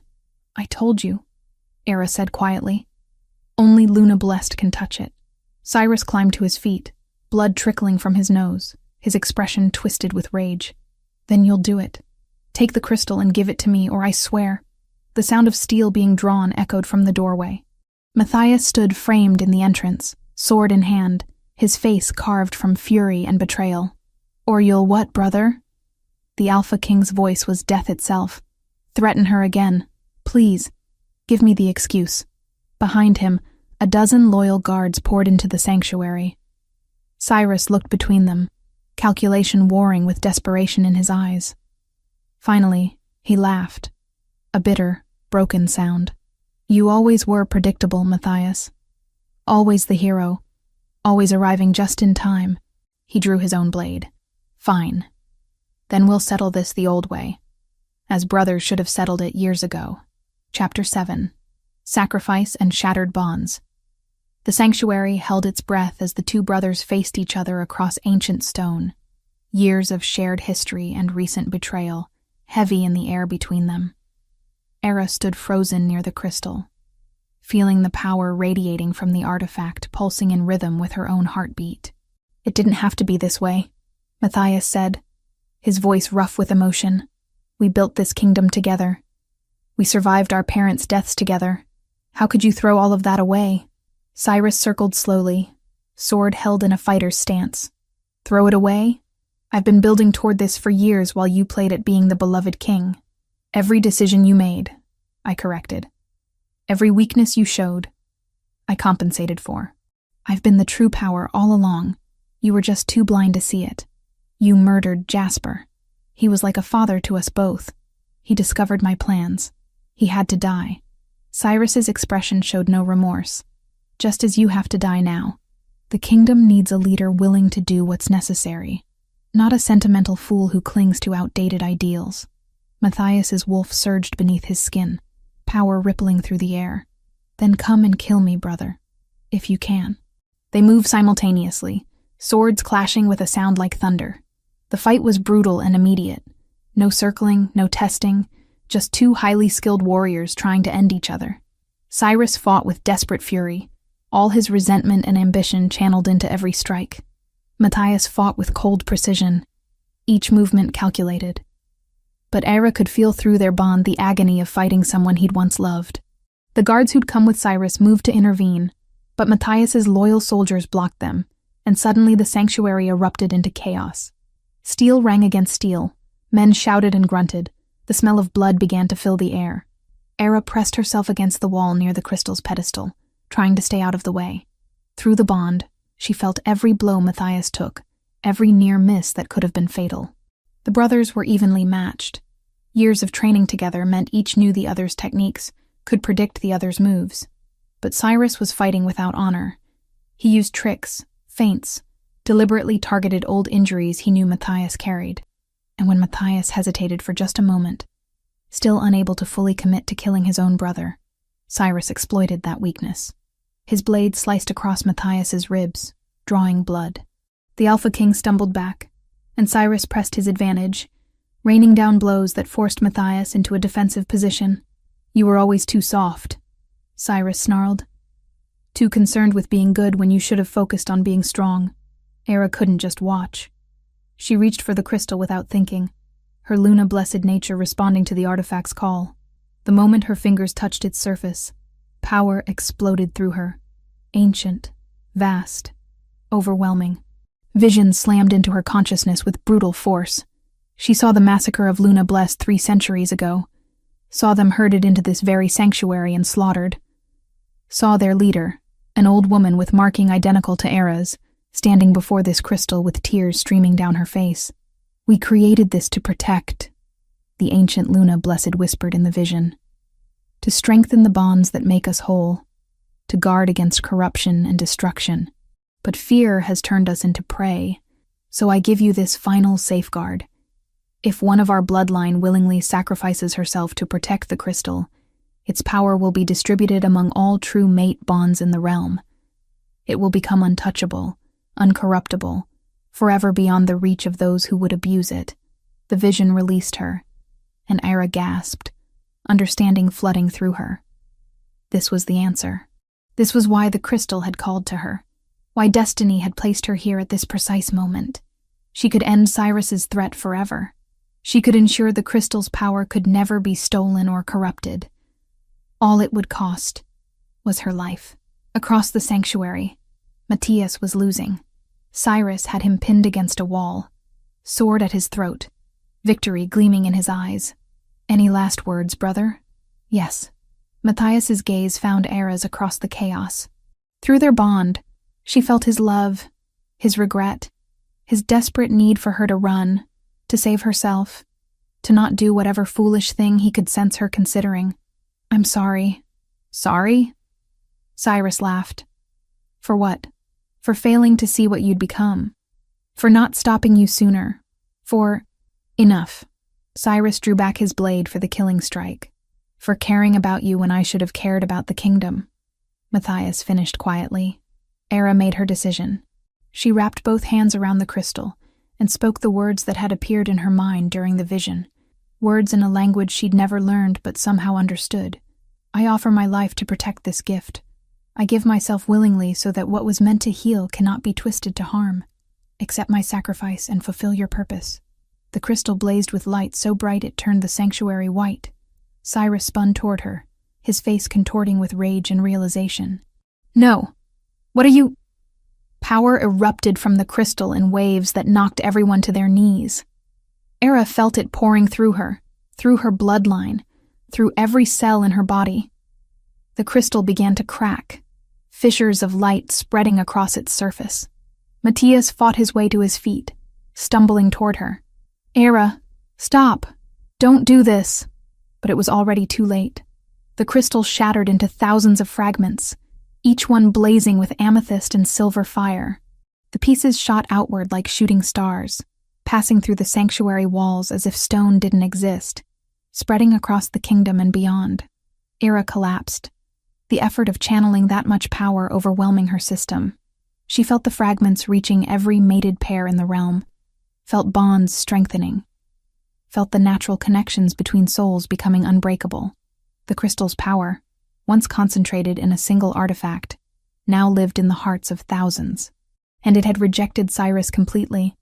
One of the fragments shot directly at him, and when it struck his chest, he screamed. The power burned through him, seeking any mate bond it could strengthen, and finding nothing but ambition and corruption. His shifter abilities, already strained by his attempt to touch the crystal earlier, shattered under the assault. He crumpled to the ground, gasping, his eyes wide with horror as he felt his wolf die inside him. Not dead, but broken.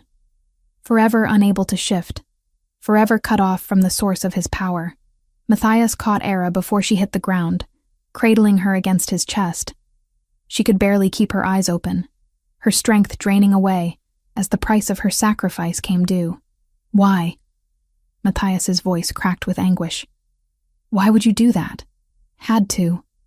Era whispered. Only way. To keep it safe. Only way to stop him. There had to be another way. There had to be. No. She managed to lift one hand to his face, feeling through their bond his devastation, his rage at the unfairness of finally finding his fated mate only to lose her. This was always meant to be. The crystal called me here for this purpose. The sanctuary began to collapse around them, the ancient magic that had preserved it for centuries fading as the crystal's power dispersed. Matthias lifted Ira and ran, his guards clearing a path, the entire structure groaning as stones began to fall.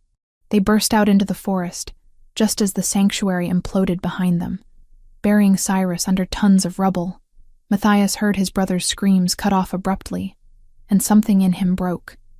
Not grief for what Cyrus had become, but mourning for what they'd once been. Genevieve appeared through the trees, having traveled with Matthias's contingent, her healer's bag already in hand. She took one look at Ira's pale face and closed eyes, and tears began streaming down her weathered cheeks. No, no, no, the old healer whispered, pressing her fingers to Ira's throat, checking for a pulse. The sacrifice was supposed to kill her. The old text said, "She's alive," Matthias said fiercely. "I can feel her through the bond, weak but alive." Genevieve worked quickly, pulling out herbs and tinctures, checking Era's vital signs with shaking hands. The sacrifice drains the life force completely. Even if she's alive now, she won't be for long unless... She stopped, her eyes widening as she noticed something. Era's markings, which should have faded with the crystal's destruction, were still glowing, but the color had changed from silver blue to pure gold, pulsing with a light that seemed to come from within. Impossible, Genevieve breathed. One of Matthias's guards knelt beside them, an old soldier who'd served the kingdom for decades. My lord, I've seen something. Look. He pointed to his chest, where a small fragment of the crystal had embedded itself, glowing softly beneath the skin over his heart. My mate. I can feel her clearer than ever before. She's 200 miles away in the capital, but it's as if she's standing right here. The bond is stronger than it's ever been. Around them, other soldiers were discovering the same thing. Those who had mates felt their connections blazing with renewed power, unbreakable and eternal. And Matthias, looking down at Era's unconscious form, realized they'd been hit by a fragment too. The mate bond between them, already strong from her healing of his silver poisoning, had become something transcendent. A connection so deep, it felt as if they shared one soul between two bodies. She's not dying, Genevieve said slowly, checking Era's pulse again. She's transforming. The sacrifice was accepted, yes, but the crystal, or what it represented, chose to preserve her, changed her into something new. What does that mean? I don't know. This has never happened before. Luna blessed who made the sacrifice always died. But Era? Genevieve shook her head in wonder. She's the first in 300 years to awaken. Perhaps the magic recognized that the bloodline couldn't afford to lose her. Perhaps her fated mate bond with you created an anchor strong enough to hold her soul to this world. Or perhaps destiny simply wasn't finished with her yet. Era stirred in Matthias's arms, her eyelids fluttering. When her eyes opened, they'd changed. Still amber, but with flecks of gold that caught the light, giving them an otherworldly quality. Did it work? She whispered. Yes. Matthias pressed his forehead against hers, overwhelming relief flooding through him. The crystal is safe. Its power is distributed. Cyrus can never use it. You did it. Good. She smiled faintly. That's good. Don't ever do something that reckless again. Can't promise that. Her eyes drifted closed again, but this time it was clearly just exhaustion, not the approach of death. I'm Luna Blessed. Reckless is apparently in the job description. Despite everything, the battle, the betrayal, the near loss of his mate, Matthias found himself laughing. It came out wet and broken, but it was real. They made camp in the forest that night, unable to travel with Era in such a weakened state. Genevieve monitored her constantly, documenting the changes in her markings, the new abilities that seemed to be emerging as her transformation completed itself. You can sense bonds now, Genevieve explained the next morning when Era was strong enough to sit up. Not just emotions or lies, but the actual connections between mates. You can see them, feel their strength, know when they're true or false. The crystal gave you its essential purpose. You've become its living embodiment. Era looked at her golden markings, still processing what had happened. And Cyrus?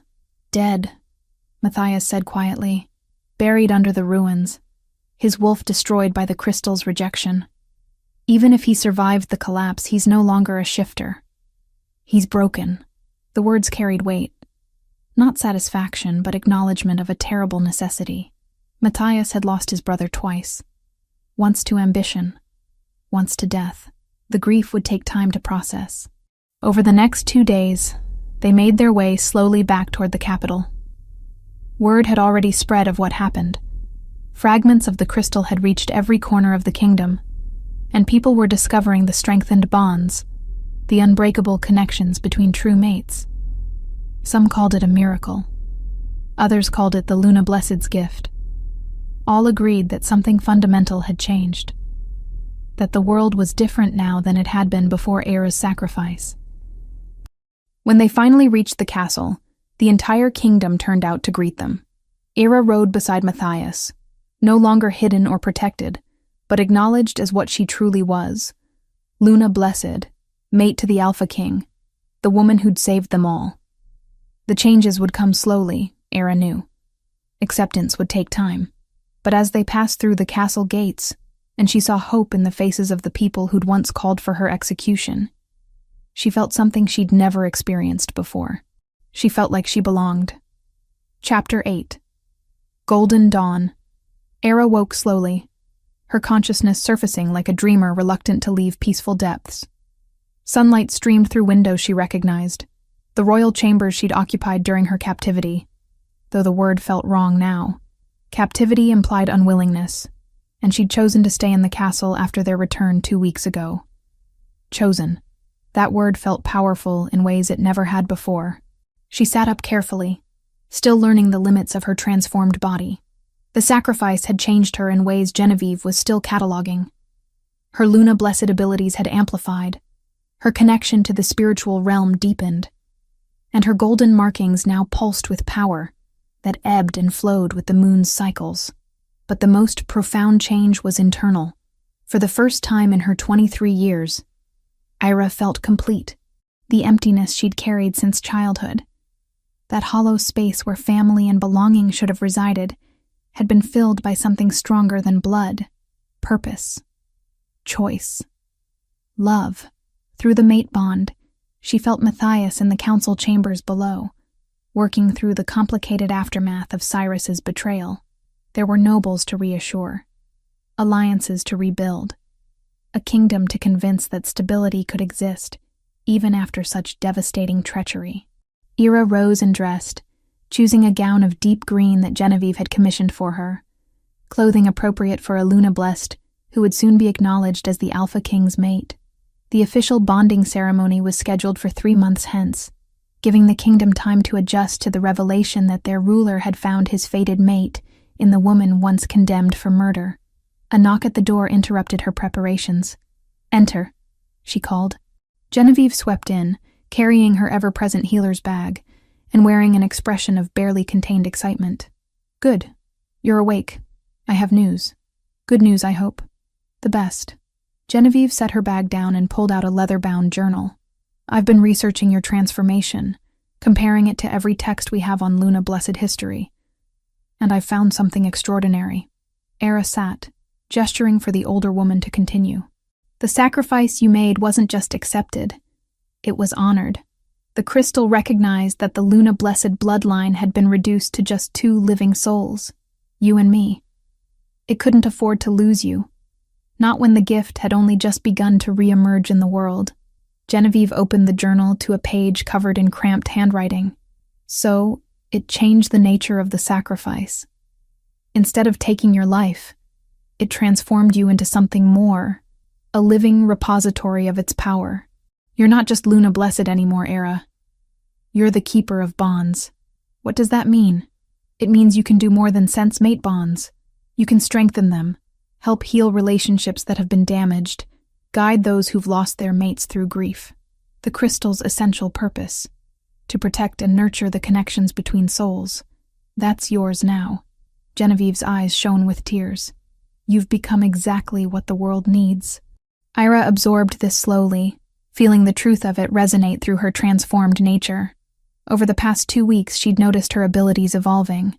She could sense not just the presence of mate bonds, but their quality, could feel when couples were struggling or thriving, could even offer comfort through some mysterious mechanism she didn't fully understand. "The responsibility will be shared." Genevieve squeezed her hand. "You're not alone anymore, child.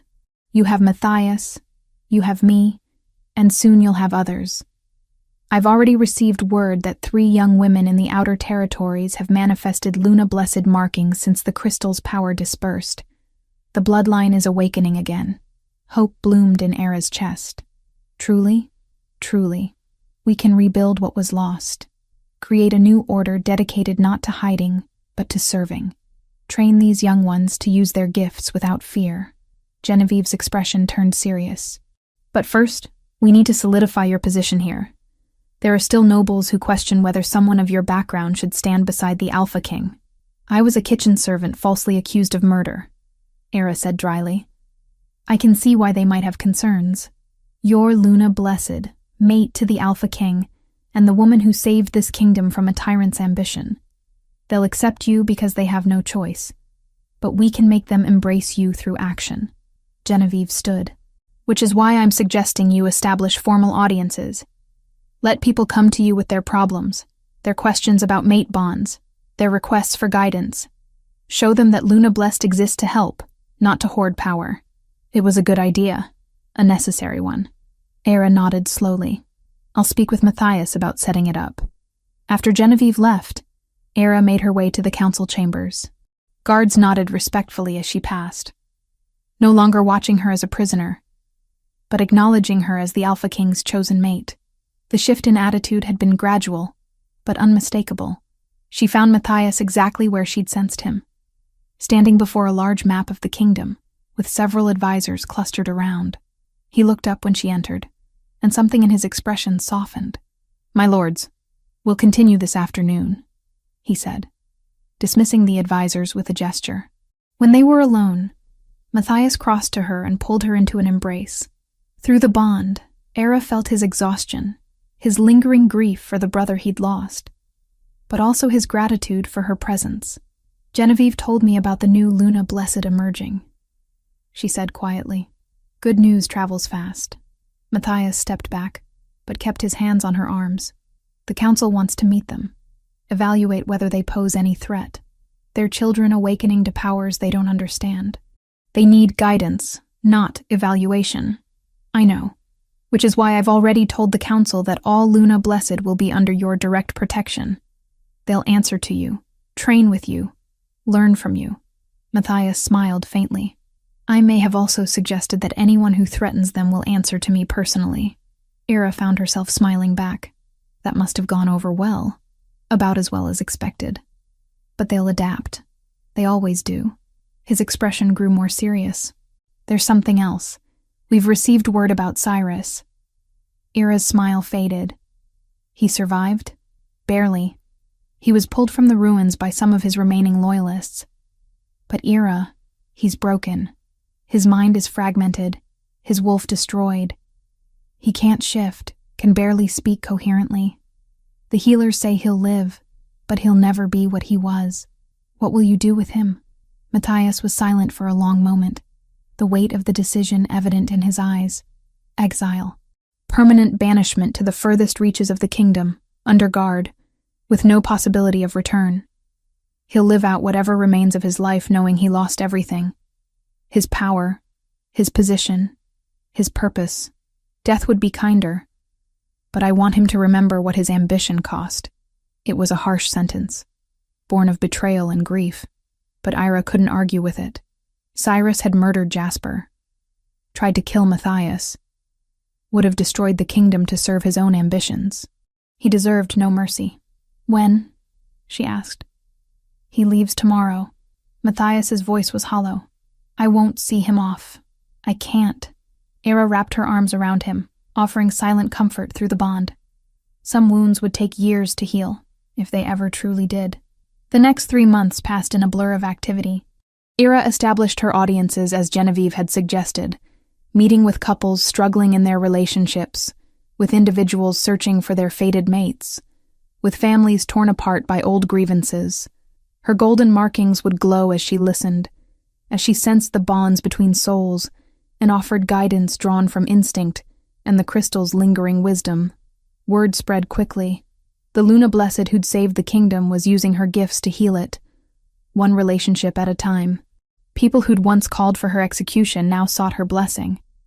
Nobles who'd questioned her worthiness fell silent as they watched her work. The 3 newly awakened Luna Blessed arrived at the castle, 2 girls of 14 and 15, and a young woman of 19. They were terrified, their families uncertain whether to celebrate or mourn their daughter's awakening. Era took them under her protection immediately, working with Genevieve to teach them control, to help them understand their gifts, to ensure they would never face the persecution their predecessors had endured. "You're not weapons," she told them during their first lesson. "You're not threats. You're bridges between what is and what could be. Your purpose is to heal, to protect, to nurture the bonds that make us whole." The youngest, A shy girl named Petra, with markings that spiraled down her arms in patterns of silver and blue, asked the question they all wanted answered. But what if people fear us again? What if what happened before happens again? Era showed them her golden markings, still glowing softly in the afternoon light. Then we face it together. We don't hide anymore. We don't make ourselves small to ease others' fears. We stand proud in what we are, and prove through our actions that Luna Blessed are gifts, not curses.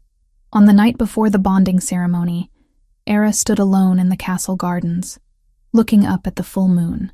Her markings responded to its light, glowing brighter, and she felt the presence of Luna Blessed past, the ancestors who'd been slaughtered, the bloodline that had nearly been extinguished. "I hope I'm making you proud," she whispered to them. A warm presence materialized beside her, not physical, but spiritual. The ancient Luna Blessed from her vision, the one who'd created the crystal's final safeguard, stood translucent in the moonlight. "You've exceeded every hope we held," the spirit said gently. "You've done more than survive. You've ensured the future. The bloodline lives, the gift is honored, and the bonds you'll protect will strengthen the world for generations. I'm just one person. You're the first. There will be others. You've opened the door we thought closed forever," the spirit smiled. "Tomorrow, you bond with your mate. You'll stand beside the Alpha King not as a decoration or a political alliance, but as an equal partner. You'll establish the new order of Luna Blessed. You'll teach what we can no longer teach. And when your time comes to pass on, there will be others ready to carry this forward." The spirit faded, but her words remained. The bonding ceremony took place under the full moon in the castle courtyard, before an audience of thousands. Era wore white silk, embroidered with silver thread, that caught the moonlight and made her seem to glow.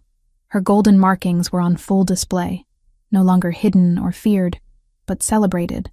Matthias stood waiting for her at the altar, looking every inch the Alpha King in formal black and silver.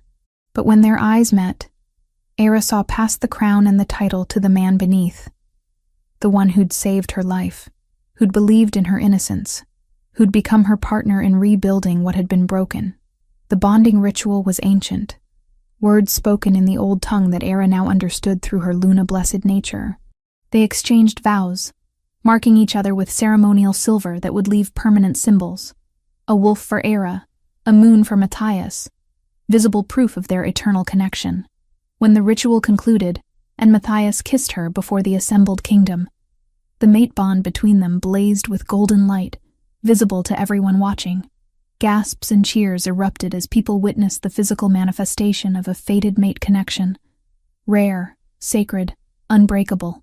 The celebration lasted 3 days, but for Era, the most meaningful moment came on the morning after the ceremony, when she woke in Matthias's arms and realized she'd found what she'd been searching for her entire life.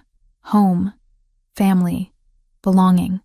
Not through blood or birth, but through choice and courage and love. 5 years later, Era stood in the newly established Luna Blessed Sanctuary, a beautiful building of white stone and crystal windows built on the site where the old temple ruins had stood.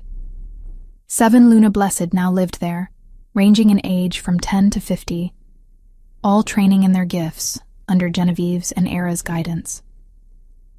"Mama!" A small voice called from the doorway. Era turned to see her daughter racing across the sanctuary floor, her blonde curls bouncing with each step. Aylin was 3 years old and had been born with golden Luna Blessed markings already visible on her skin, proof that the bloodline was not just surviving, but thriving. She scooped up her daughter, feeling the familiar pulse of Luna Blessed power that lived in both of them. "What is it, little moon?" "Papa says the northern ambassadors are here. They want to see the Luna Blessed. More visitors seeking guidance, seeking help, seeking the wisdom only Luna Blessed could provide." The sanctuary had become a destination for people from across the kingdom and beyond, all wanting to understand the mysterious gift that had re-emerged in their world. Era set Aylin down and took her hand. "Then we should go greet them properly." As they walked back toward the castle, the young Luna Blessed students following behind, Era reflected on how far she'd come.